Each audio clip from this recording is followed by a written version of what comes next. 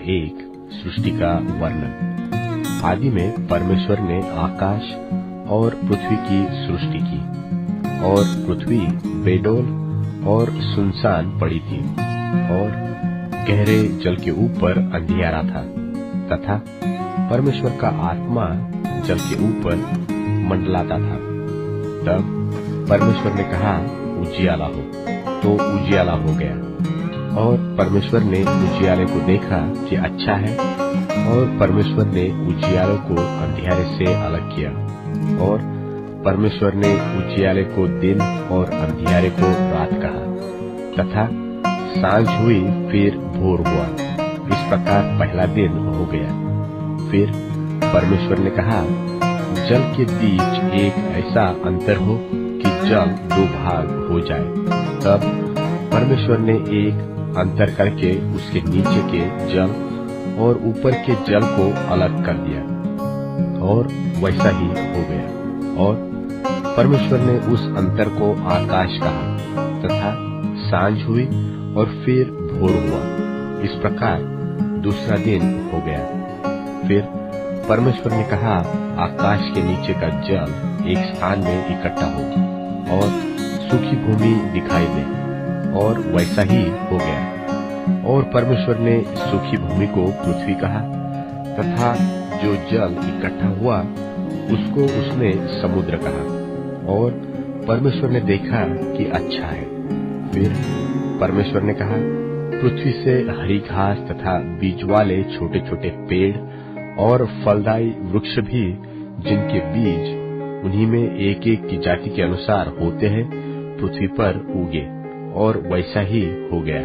तो पृथ्वी से हरी घास और छोटे छोटे पेड़, जिनमें अपनी अपनी जाति के अनुसार बीज होता है, और फलदायी वृक्ष, जिनके बीज एक एक की जाति के अनुसार उन्हीं में होते हैं, उगे। और परमेश्वर ने देखा कि अच्छा है। तथा सांझ हुई, फिर भोर हुआ। इस प्रकार तीसरा दिन हो गया। फिर परमेश्वर ने कहा, दिन को रात से अलग करने के लिए आकाश के अंतर में ज्योतियां हो, और वे चिन्हों और नियत समयों और दिनों और वर्षों के कारण हो। और वे ज्योतियां आकाश के अंतर में पृथ्वी पर प्रकाश देने वाली भी ठहरे, और वैसा ही हो गया। तब परमेश्वर ने दो बड़ी ज्योतियां बनाई। उनमें से बड़ी ज्योति को दिन पर प्रभुता करने के लिए, और छोटी ज्योति को रात पर प्रभुता करने के लिए बनाया, और तारागण को भी बनाया। परमेश्वर ने उनको आकाश के अंतर में इसलिए रखा कि वे पृथ्वी पर प्रकाश दें, तथा दिन और रात पर प्रभुता करें, और उजियाले को अंधियारे से अलग करें। और परमेश्वर ने देखा कि अच्छा है। तथा सांझ हुई, फिर भोर हुआ। इस प्रकार चौथा दिन हो गया। फिर परमेश्वर ने कहा, जल जीवित प्राणियों से बहुत ही भर जाए, और पक्षी पृथ्वी के ऊपर आकाश के अंतर में उड़े। इसलिए परमेश्वर ने जाति जाति के बड़े बड़े जल जंतुओं की और उन सब जीवित प्राणियों की भी सृष्टि की, जो चलते फिरते हैं, जिनसे जल बहुत ही भर गया। और एक एक जाति के उड़ने वाले पक्षियों की भी सृष्टि की।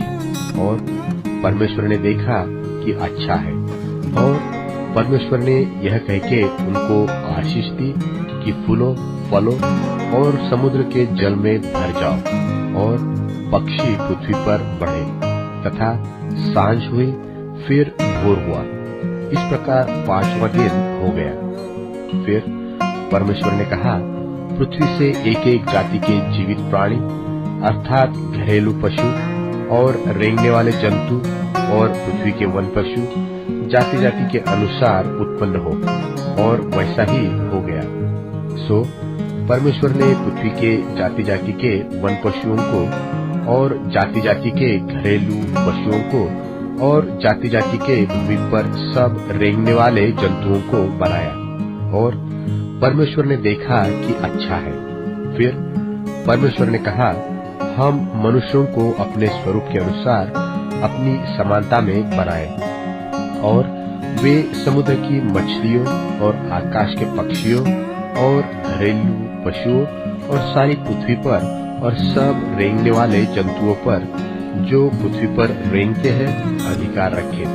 तब परमेश्वर ने मनुष्य को अपने स्वरूप के अनुसार उत्पन्न किया, अपने ही स्वरूप के अनुसार परमेश्वर ने उसको उत्पन्न किया, नर और नारी करके उसने मनुष्यों की सृष्टि की। और परमेश्वर ने उनको आशीष दी और उनसे कहा, फूलो फलो और पृथ्वी में भर जाओ और उसको अपने वश में कर लो और समुद्र की मछलियों तथा आकाश के पक्षियों और पृथ्वी पर रेंगने वाले सब जंतुओं पर अधिकार रखो।